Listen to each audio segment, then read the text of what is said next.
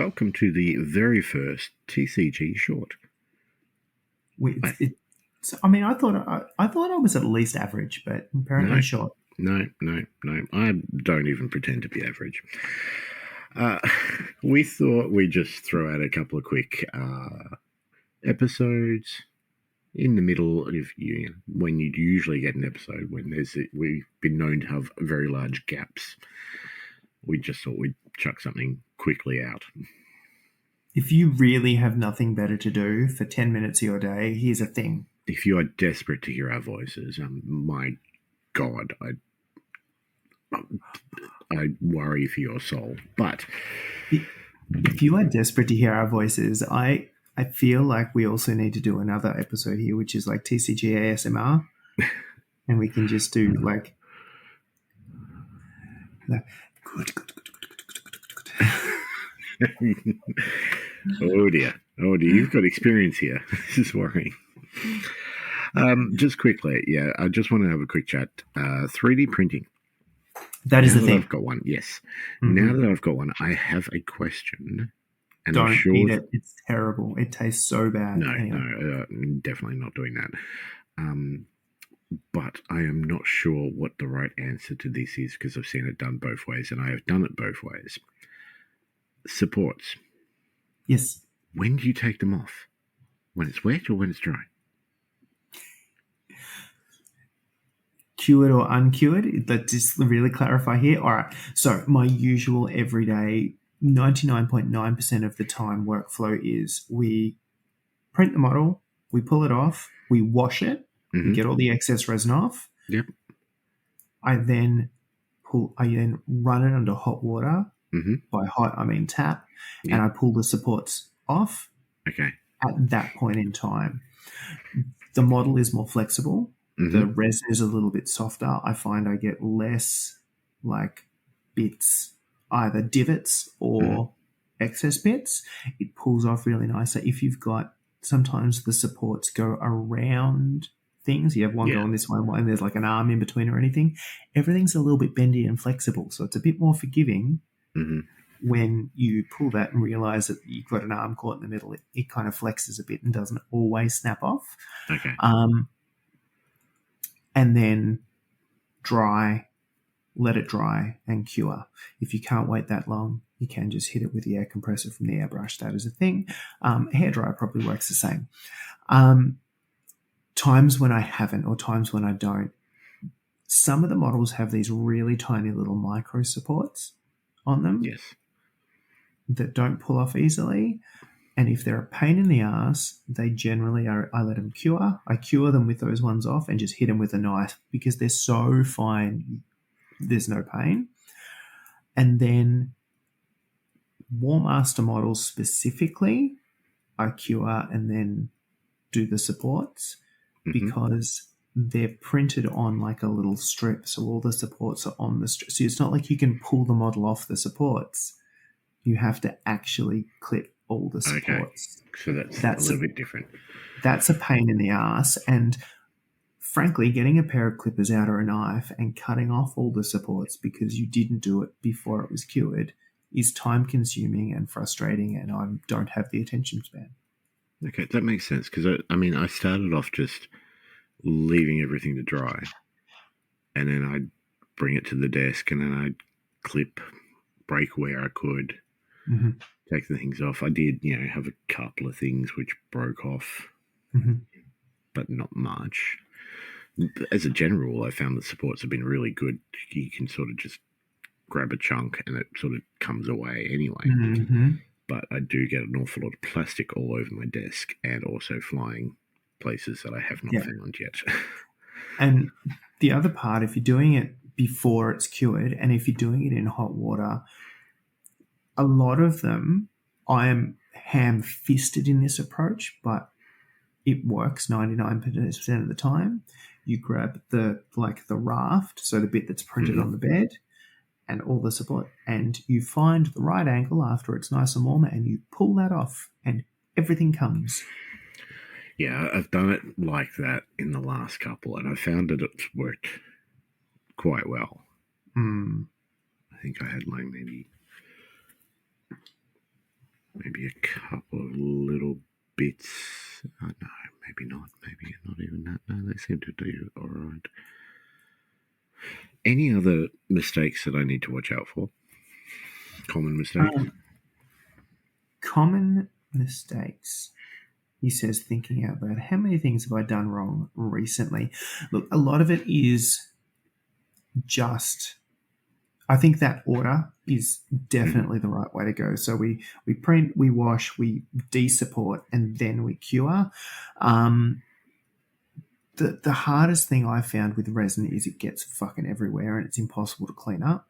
That is fundamentally the problem. The thing I find takes a little bit of getting used to is that when you want to start sort of supporting your own stuff, that's a little bit fun. It just takes a little bit of getting used to of what you know is going to work on your printer with the resin profile that you've set up and everything, and how to orient a model so you don't get the layer lines on really obvious bits like his face. Why would you make your own supports? Why is that preferable in some cases to just the auto supports that the programs use? So when I say I'm supporting my own, I'm using the auto supports 99% of the time. So again, it is this case of I throw the model on the plate. If it's unsupported, I pick the orientation. So I sort of rotate him to work out where I want him pointing up, what bit I want pointing up, hit auto supports. Okay. And I'm generally using a lot of fine support. So I get has few little divots and things as possible. But then going back and adding extra ones, usually slightly heavier ones, to make sure that he sticks to the plate and doesn't get ripped off, and a few bits and pieces like that. So it's just the extra stuff, like to make sure that it gets right. I also find sometimes you grab something that's pre-supported and you print it and something fails. And there's just a bit that's not supported well for whatever reason. So go back and do it yourself, that kind of stuff. But again, you spit in the unsupported model, you find the orientation that suits you, auto supports, and then check it. So there's a lot of trial and error, I'm guessing. There is. Because I have had models where, like, and it's happened to me occasionally, and then I've just gone back, redone it, and it's worked. But every now and then I have had the odd 1 to all models where the base, what did you call it? The base of where the raft? The raft, yeah. The raft prints and there's got little spikes on the end of it, and then there's a flat thing in the resin itself that should have printed on the supports. Yeah. Look, the only other thing that is really worth watching out for is making sure that even if things are successful, that you're checking the resin in the vat to make sure that there's nothing floating around in there or nothing stuck to the bottom. Because the last thing you want to do is the next time you put a print on, the little print comes down and squishes that through the FEP film, the plastic on the bottom of the vat, and resin leaks all over your screen. That's terrible because then it cures there. Changing the FEP is also a pain in the ass. Okay. Avoid at all costs.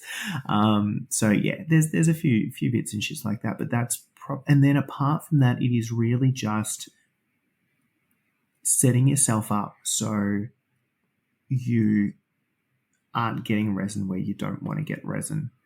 You've got gloves where they are. You've got enough paper towel, all that kind of stuff, because it just gets fucking everywhere. It tastes bad. It is a pain in the ass to clean. Everything is just a little bit slimy and sticky and gross. So the better you can get at kind of managing that process and keeping everything contained, the better. Okay. So not the first choice when it comes to lube, is what you're telling me. I mean, depends where it's going. Again, it tastes really bad. I only know this because I thought I'd washed everything really well the other day, and I clearly hadn't. And I grabbed a model and I put it somewhere that I thought had no resin on it. And then I went and had lunch, and I clearly didn't wash my hands after. Then mistake number 1: wash your hands after. And then I couldn't taste a little bit of my tongue for a while, except for this anyway. Oh, God. All right. All right. Oh, that gives me something to go for. It's simples. Look, it's actually terrifyingly easy but there's just those few little things. And as I said, once you kind of get the workflow up and running, it's where it gets fiddly is when stuff doesn't work and you need to work out why. Yep. I found I went through and I went, right, I'm just going to follow the instructions, and stuff worked. And then something didn't work, but I didn't know how to fix it because I didn't know what the instructions were telling me to do. I just followed the steps. So it's just that next bit. All right. Practice.